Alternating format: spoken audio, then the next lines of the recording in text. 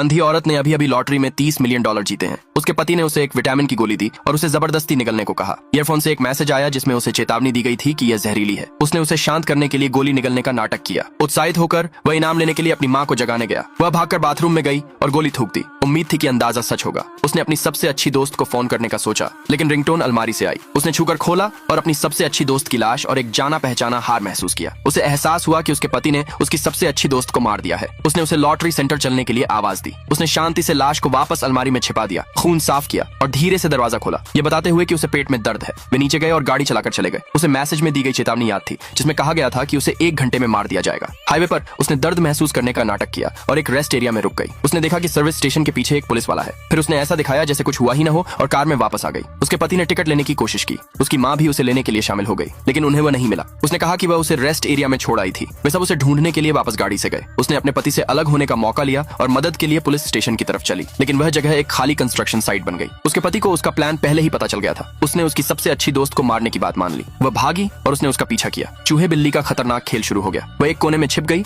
और प्रेडिक्टर को मैसेज भेजा कि वह कौन है और उसे सब कुछ क्यों पता है। जैसे ही वह पुलिस को बुलाने वाली थी, उसका पति आ गया। उसने टूटे हुए कांच का एक टुकड़ा पकड़ा और अपने गले से लगा लिया। उसने झूठ बोला, कहा कि उसके पिता ने सब कुछ किया है। उसने उस पर विश्वास कर लिया। वह उसे नजरों से ओझल करके एक छिपी हुई पार्किंग में ले गया। पिता और बेटे में वहीं लड़ाई हो गई। पिता ने पति को घायल कर दिया। उसने अपने पति पर पूरा भरोसा किया और भाग गई। बारिश वाली रात में वह लड़खड़ा गई, लेकिन दौड़ती रही। पिता धीरे धीरे शिकार का मजा लेते हुए उसके पीछे पीछे आए। वह एक शिपिंग कंटेनर से टकरा गई। एक मैसेज में उसे बताया गया कि पिता रेनकोट वाला कसाई है। उसने 18 औरतों को मारकर उन्हें सुसाइड का नाटक किया था। उसने रेनकोट के पास आने की आवाज सुनी। जानलेवा भविष्यवाणी सच हो रही थी। उसे डर था कि वह 19वीं शिकार होगी। अगले भाग के लिए नीचे कमेंट में यस लिखे।